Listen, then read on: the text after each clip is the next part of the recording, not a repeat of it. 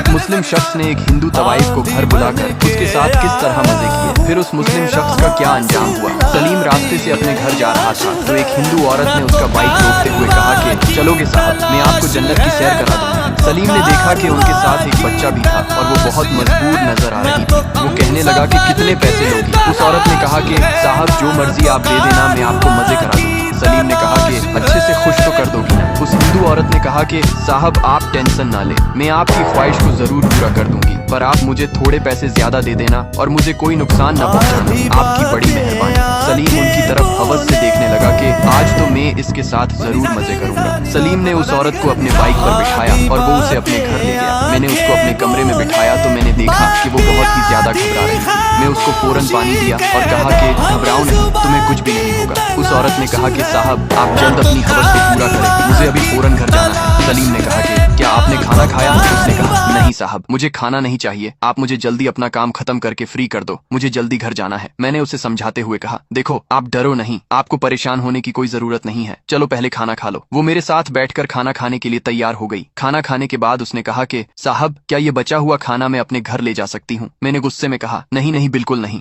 ये सुनकर वो घबरा गई। साहब आप अपना काम जल्दी करें, मुझे जल्दी घर वापस जाना है। मैंने उसे कहा कि मुझे सच बताना, आप दिन के उजाले में ये गंदा काम क्यों करती हो? आखिर तुम्हारी कौन सी ऐसी मजबूरी है जिसने तुम्हें इस मुकाम पर लाकर खड़ा कर दिया है? तुम अपना जिस्म रोजाना क्यों भेजते हो? मैं जानता हूँ जिंदगी ने कुछ तो दर्द दिया होगा, मुझे अपना दर्द आराम से बताओ ताकि मैं आपके बारे में कुछ जान सकूं। मेरी यह बातें सुनकर वह फूट फूट कर रोने लगी और उसने अपना दर्द बताते हुए कहा साहब मैं एक शादीशुदा औरत हूँ, मेरे सोहर का एक कार एक्सीडेंट हुआ था और उसका मरे हुए 2 साल हो चुका है। मेरी एक छोटी सी बेटी भी है। मेरे शौहर के मरने के बाद उसके दोनों भाइयों ने मुझे कुछ भी नहीं दिया। चंद माह बाद उन्होंने मेरे शौहर की सारी प्रॉपर्टी के कागजात जबरन मुझसे छीनकर सारी प्रॉपर्टी उसके नाम कर ली और मुझे घर से धक्के मारकर बाहर निकाल दिया। मैं अपनी छोटी सी बेटी को गोद में लेकर दर दर की ठोकरें खाने लगी। किसी भी इंसान ने मेरे हाल को नहीं समझा। मेरी जिंदगी बर्बाद होने लगी। एक दिन गुर्बत की वजह से मेरे पास कुछ नहीं बचा तो मैं अपने मोहल्ले में घर घर जाकर अपने हालात को सुनाने लगी, पर किसी ने भी मेरे हाल को नहीं समझा और हर इंसान ने मुझे घर से भगा दिया। आखिरकार मजबूरन मैं भीख मांगना शुरू कर दिया। एक दिन मैं भीख मांगने के लिए एक अमीर घर पर गई कि मेरी कुछ मदद हो जाएगी। मैंने उसके दरवाजे पर दस्तक दी। उस अमीर आदमी ने दरवाजा खोला। वो मुझे देखकर हवस के साथ गंदी नजरों से देखने लगा और कहने लगा चल घर पर कोई नहीं है, आजा, मैं 1 घंटे के तुझे 5,000 दूंगा। अगर तुझे भीख चाहिए तो तुझे इसकी कीमत को चुकाना होगा। मेरा बच्चा 2 दिन से भूखा था। आखिरकार मजबूरन मेरी बच्चे की भूख मुझसे देखी ना गई और मैंने उस अमीर आदमी की हवस को पूरा करके अपने जिस्म की कुर्बानी दे दी। कुछ पैसे मिले तो मेरा घर चलने लगा। मेरे पास और कोई काम धंधा नहीं था, इसलिए मैं इस काम को करने पर मजबूर हो गई। अब मैं रोज पैसों की खातिर रोज अपना